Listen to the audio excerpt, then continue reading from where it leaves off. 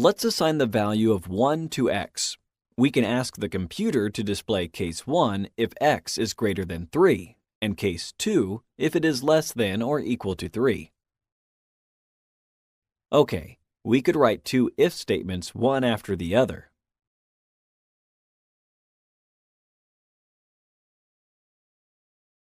Let's see if we get the correct outcome.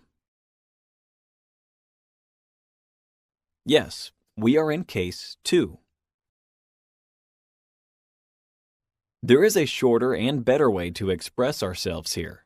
In the second part, instead of saying if x is smaller than or equal to 3, we could write directly else and insert a colon.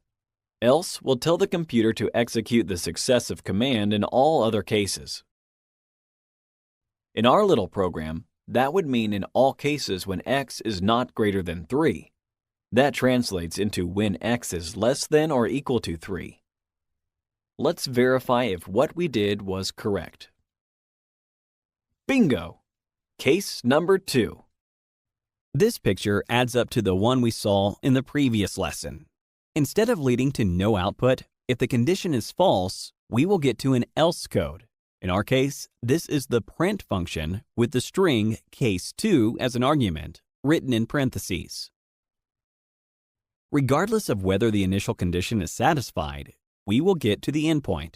So the computer has concluded the entire operation and is ready to execute a new one. Wonderful!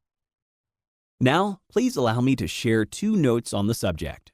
Don't fall into the trap of organizing your code on a whim. There is a strict manner to do that, and indentation plays a key role again.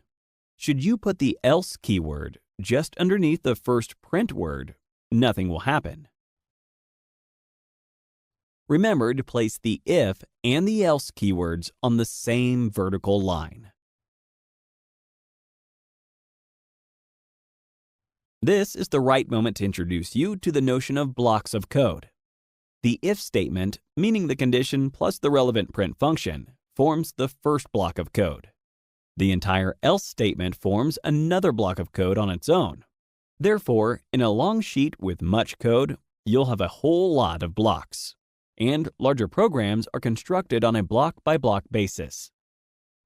We are ready to look at elif statements. Thanks, and see you in the next video.